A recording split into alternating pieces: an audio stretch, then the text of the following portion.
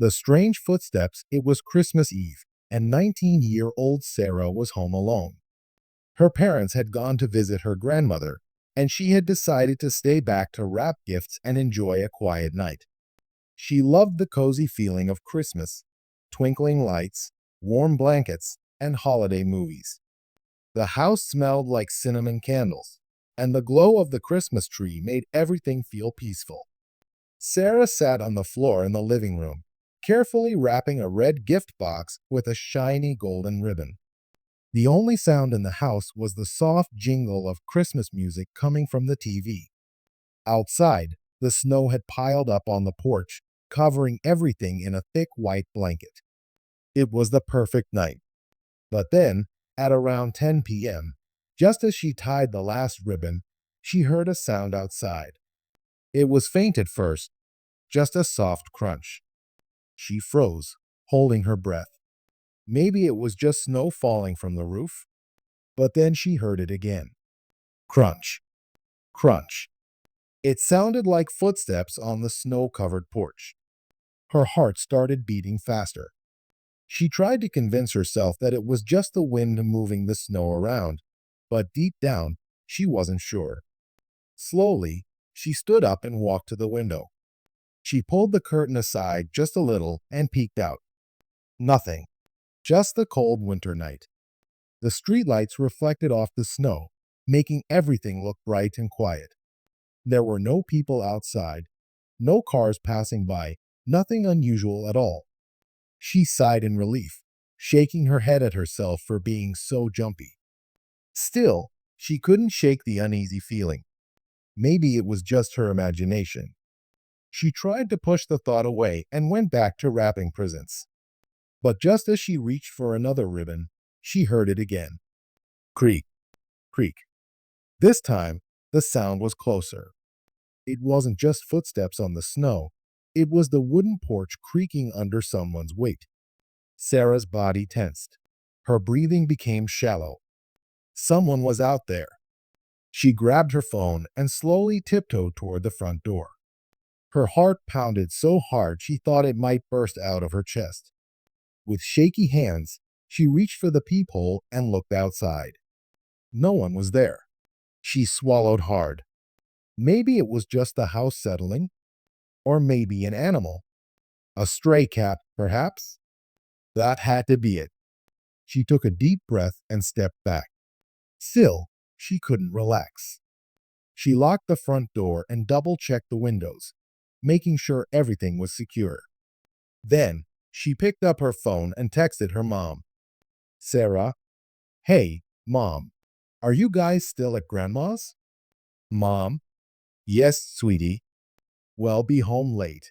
Everything okay? Sarah, yeah, just thought I heard something outside. Probably nothing. Mom, it's probably the wind, honey. Keep the doors locked. Love you. Sarah, love you too. Sarah tried to convince herself her mom was right. It was probably just the wind, or maybe the old wooden porch creaking from the cold. She sat back down and focused on the gifts again. But now, the cozy feeling she had earlier was gone. Minutes passed. Everything was quiet again. She decided to turn up the volume on the TV to distract herself. The cheerful Christmas music played, filling the room with warmth. She took a deep breath and tried to shake off the nervous feeling. Then, thump. Sarah jumped. It wasn't just a creak this time. It was a loud thump, like something heavy had hit the porch. Her breath caught in her throat. She stared at the front door, her body frozen with fear. She didn't want to look outside, but at the same time, she had to. Slowly, she got up and moved toward the window again. This time, she pulled the curtain back completely. Her heart stopped. There were footprints in the snow. Clear, fresh footprints leading up to the porch, but no one was there. The footprints just stopped right in front of the door. She stumbled back, her hands shaking. This wasn't her imagination. Someone's been there. But where did they go? There were no footprints leading away. It was as if whoever was outside had just vanished. Sarah grabbed her phone and dialed 911. Her hands were trembling so badly she almost dropped the phone. 911. What's your emergency? A calm voice answered. Hi, I'm home alone, and I think someone was outside my house. Sarah whispered, her voice shaking. Can you see anyone right now? And no, but there are footprints in the snow. They stopped right in front of my door. I heard footsteps and then a loud thump. Stay on the line with me. What's your address? Sarah quickly gave her address, her eyes darting around the room. She pressed her back against the wall, trying to stay out of sight. The dispatcher's voice was calm, but Sarah felt anything but calm. Stay inside, keep your doors locked, and don't open the door for anyone. Officers are on their way. Sarah nodded, even though the dispatcher couldn't see her. Okay, she whispered. Minutes felt like hours as she waited. She kept her phone clutched in her hand, her eyes locked on the front door. Every little sound made her jump. Was that the wind? Or was someone still out there? Then, the worst sound yet, the doorknob rattled. Sarah's stomach dropped. Someone was trying to get in. She bit her lip to keep from screaming. She wanted to run, to hide, but she couldn't move. Then bang. A loud knock on the door. Police! A voice called out. Open up.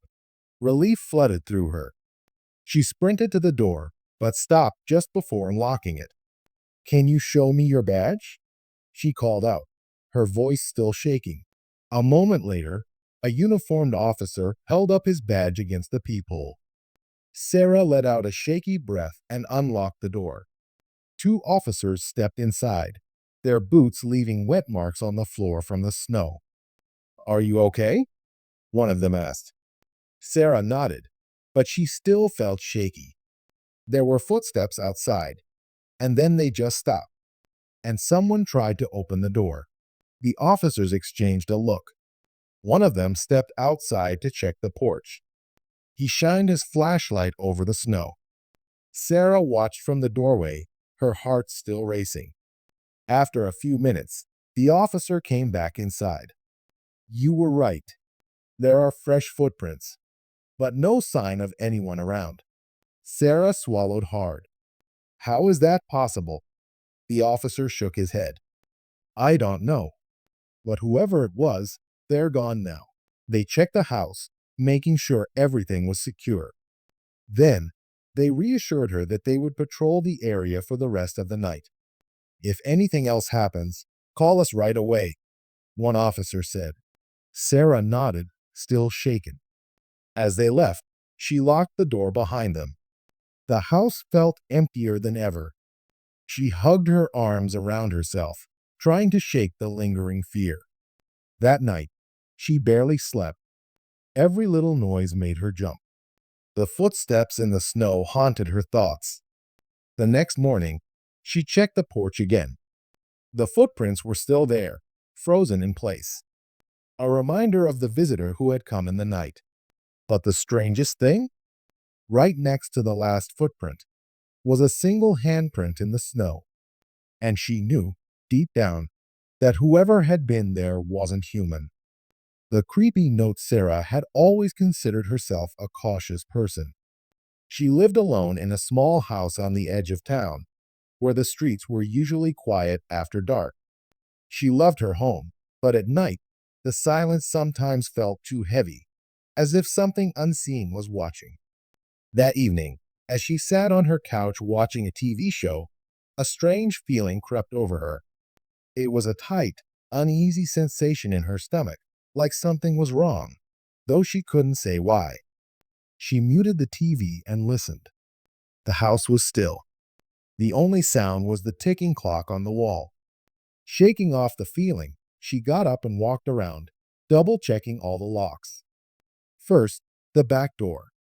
She jiggled the handle, locked. Then the windows, also locked. She even checked the tiny bathroom window, though it was too small for anyone to squeeze through. Satisfied, She was about to return to the couch when something caught her eye. A small piece of paper, folded neatly, sat just inside the front door. It hadn't been there before. Her heart skipped a beat. Slowly, she approached, staring at it as if it might disappear. Her fingers trembled as she reached down and picked it up. She unfolded it carefully, her breath catching in her throat. Written in red ink, in shaky letters, were two words: I see you. A shiver ran down her spine. Her stomach twisted into a tight knot. Who had left this? When? She had been inside all evening. She hadn't heard anyone knock, and she certainly hadn't heard the door open. Her mind raced through the possibilities. Maybe it was a prank. Maybe one of the neighborhood kids thought it would be funny to scare her.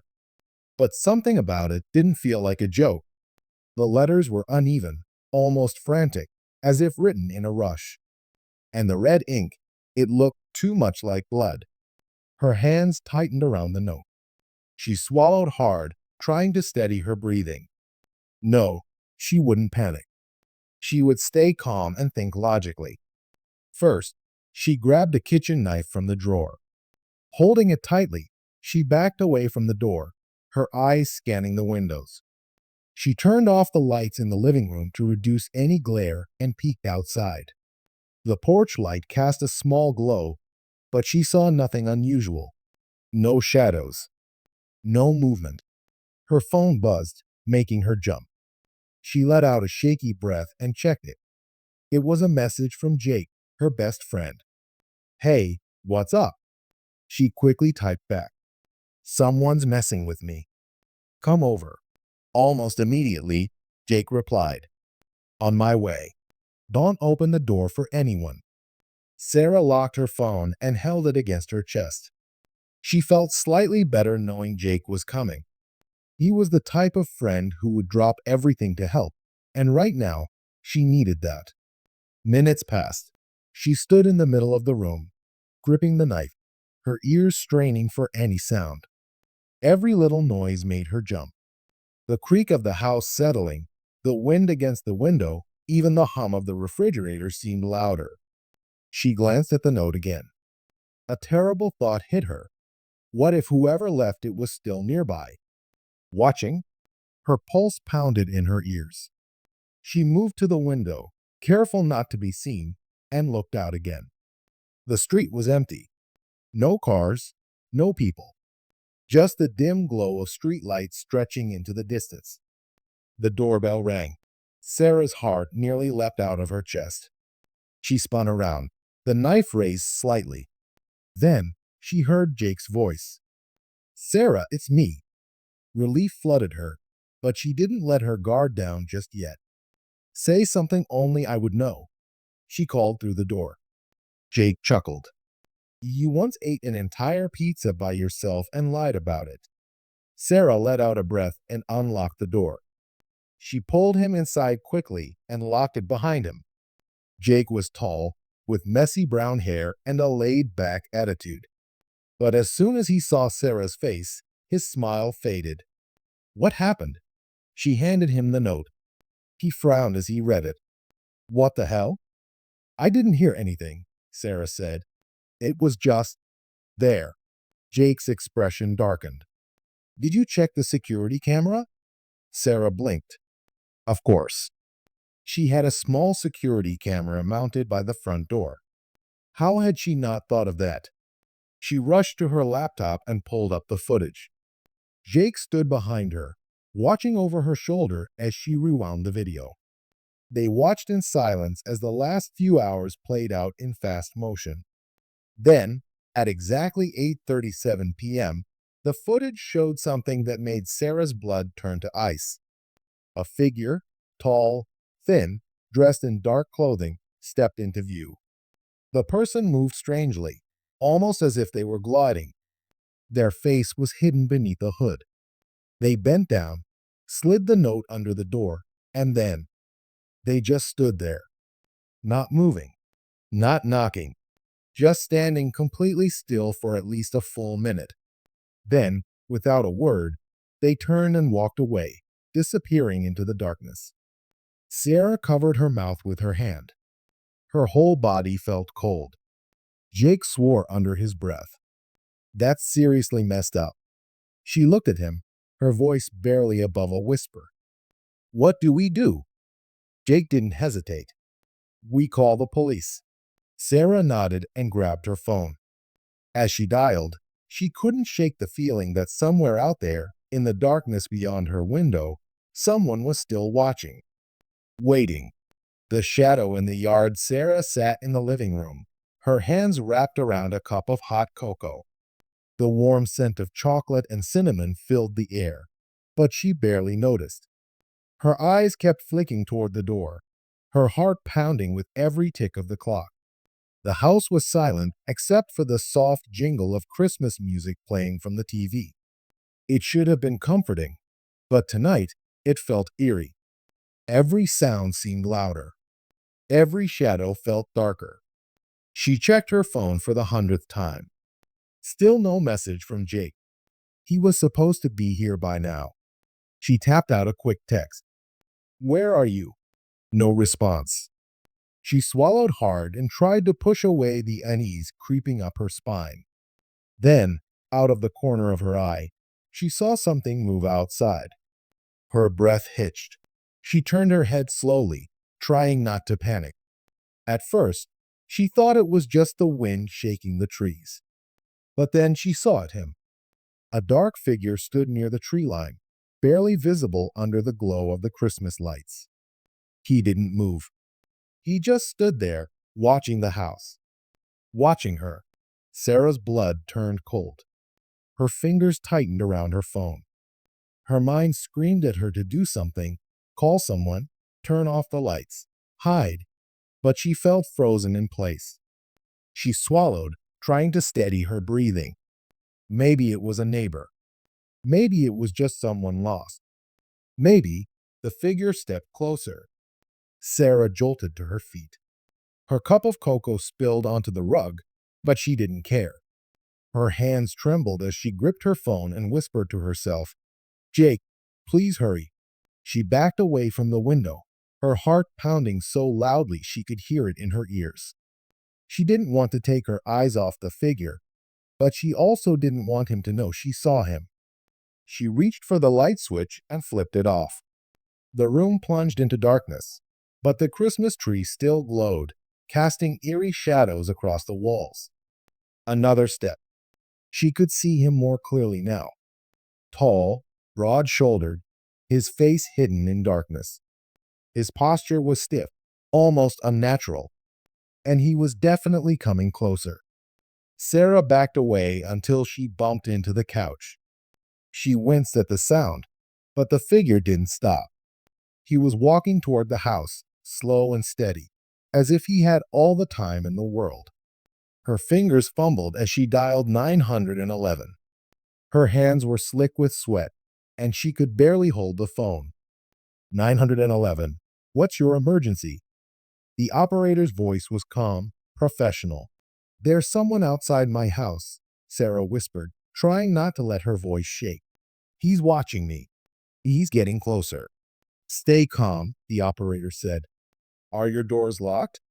Sarah's stomach dropped. The back door. She had let the dog out earlier. Had she locked it? She couldn't remember.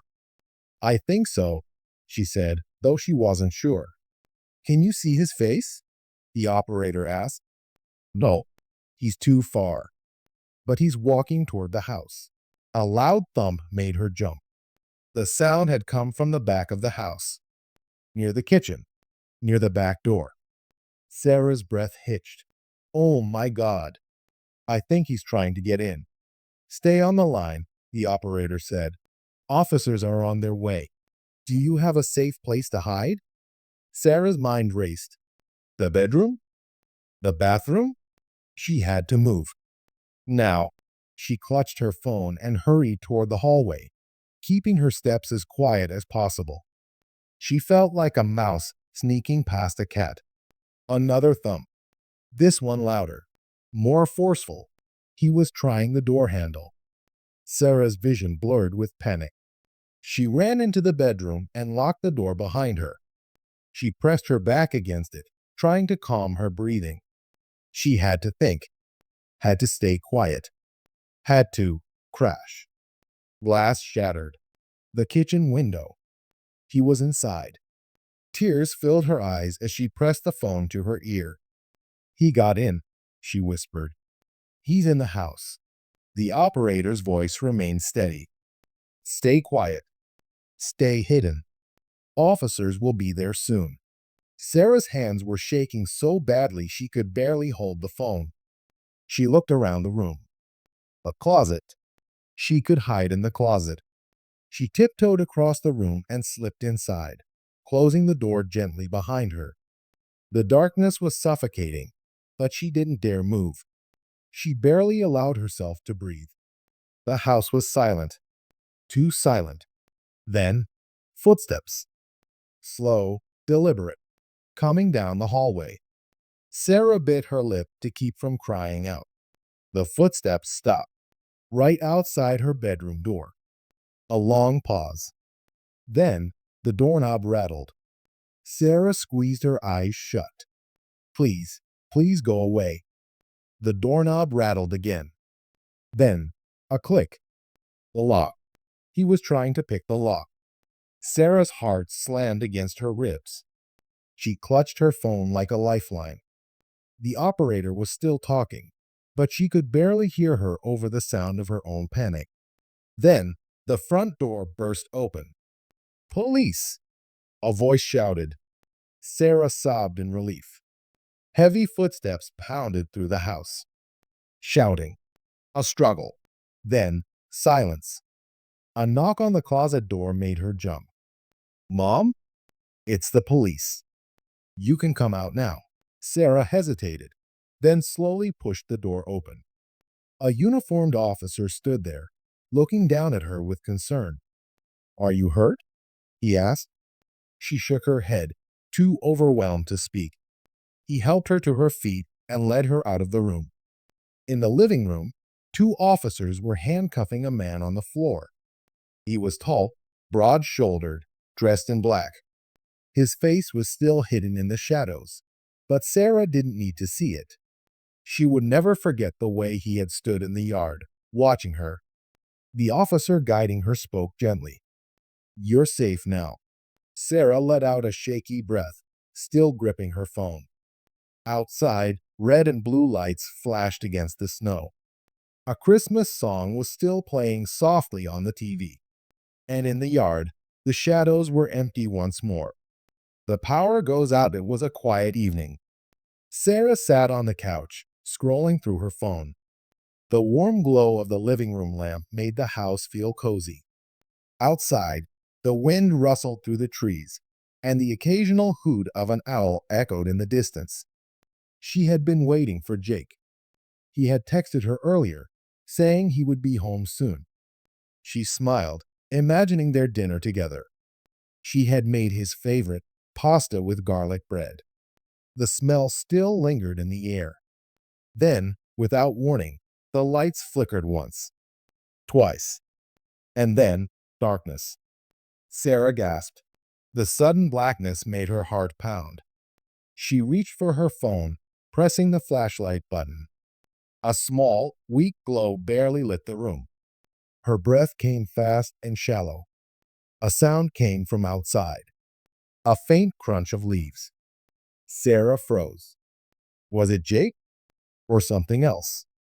Then, through the dim light, she saw it, a shadow moving past the window. She let out a short, sharp scream. Her hands trembled as she held up her phone. The shadow was gone. Had she imagined it? Was her mind playing tricks on her? A loud bang on the door made her jump. Sarah! Open up! Jake's voice rang through the night. Relief flooded her as she ran to the door. She fumbled with the lock and yanked it open. Jake stepped inside, his face full of concern. Are you okay? I think someone's outside, she whispered. Jake's eyes narrowed. He stepped further inside, glancing toward the window. What do you mean? I saw a shadow, She pointed toward the window. It was right there. Jake didn't waste time. He grabbed a baseball bat from the hallway closet. Stay behind me. Sarah nodded, gripping his arm. She felt safer with him there. They moved carefully toward the front door. Jake slowly opened it, stepping onto the porch. The wind blew through the trees, making eerie sounds in the darkness. Sarah peeked over his shoulder. Her heart nearly stopped. At the edge of the driveway stood a dark figure, completely still, watching them. Jake tightened his grip on the bat. Hey, who's there? No answer. The figure remained motionless. Then, in an instant, it turned and dashed into the woods. Sarah's breath caught in her throat. Oh my God! Jake didn't move. He watched the figure disappear into the trees. Then he turned to her. Lock the doors. Now. Sarah rushed inside and bolted the door. Her hands were still shaking.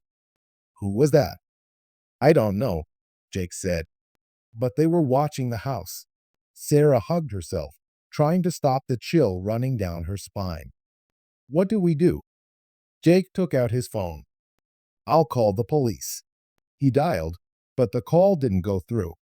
He frowned. No signal. Sarah checked her phone. No bars. Mine too. Jake cursed under his breath. Okay, let's stay inside. We'll figure this out.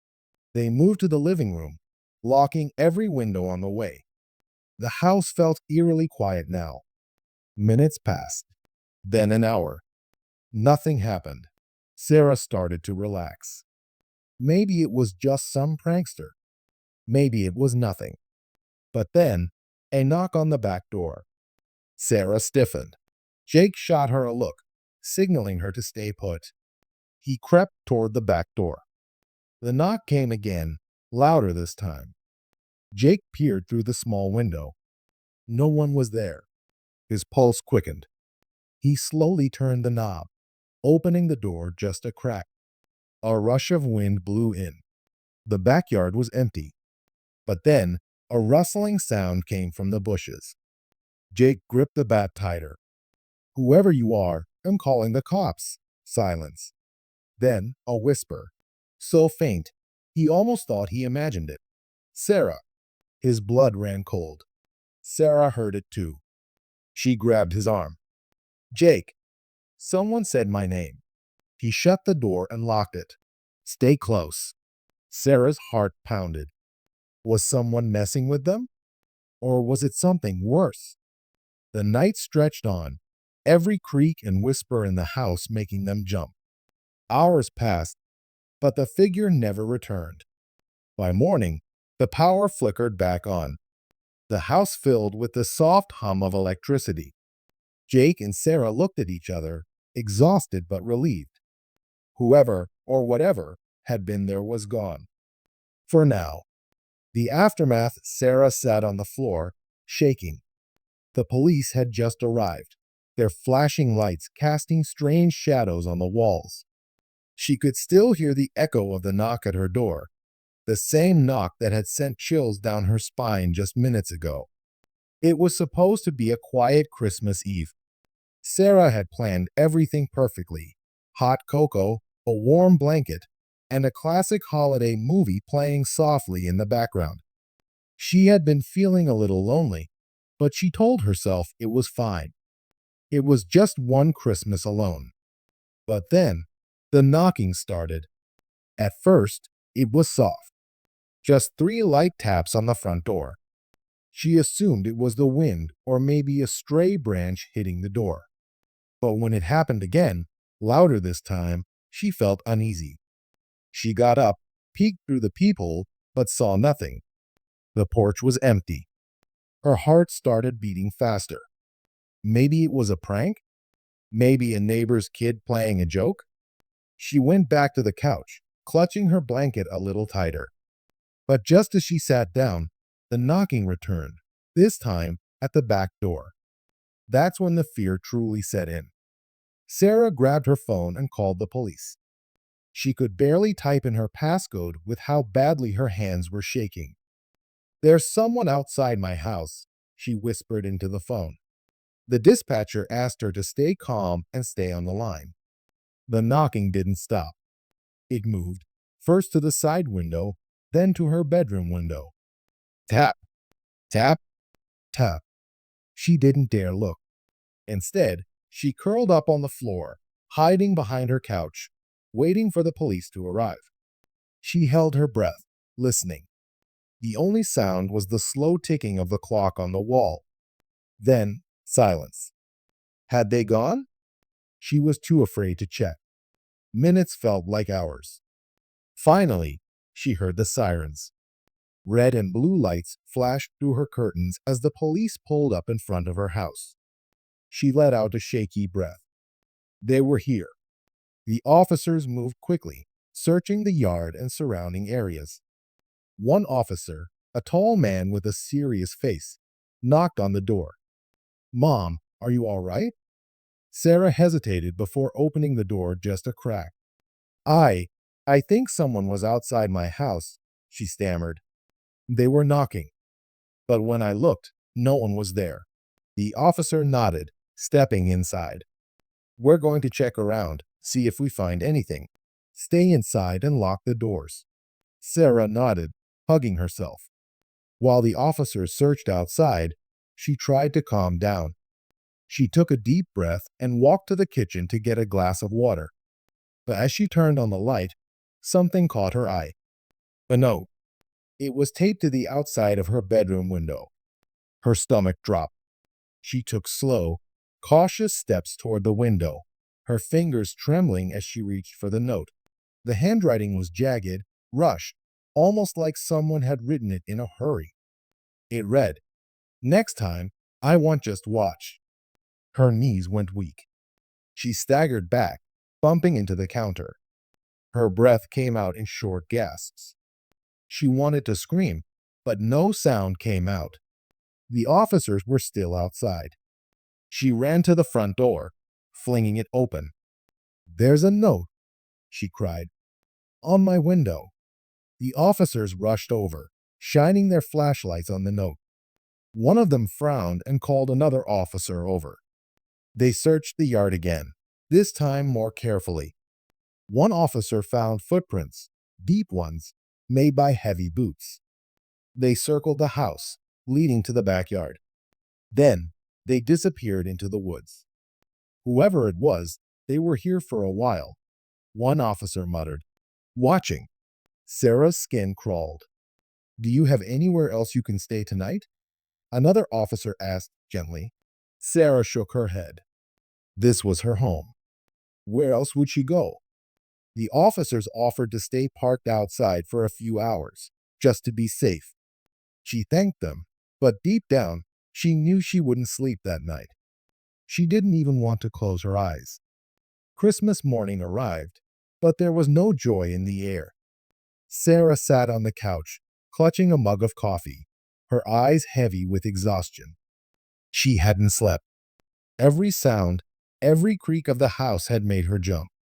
The police had checked in on her, assuring her they'd keep patrolling the area. But she still felt uneasy. Whoever had been outside her house last night, what did they want? Why were they watching her? She couldn't shake the feeling that they weren't done. Her phone buzzed. It was her sister, calling from out of state. "Merry Christmas," her sister said cheerfully. But then her tone changed. "Are you okay? You don't sound right." Sarah hesitated, then told her everything. The knocking, the footprints, the note. Her sister was silent for a moment, then said firmly, "I'm booking you a flight. You're coming to stay with me." Sarah wanted to argue, but she knew she couldn't spend another night alone. 2 hours later, she was on a plane, leaving behind the small, quiet house that no longer felt like home. She didn't know if she'd ever go back. But one thing was certain, she would never spend Christmas alone again.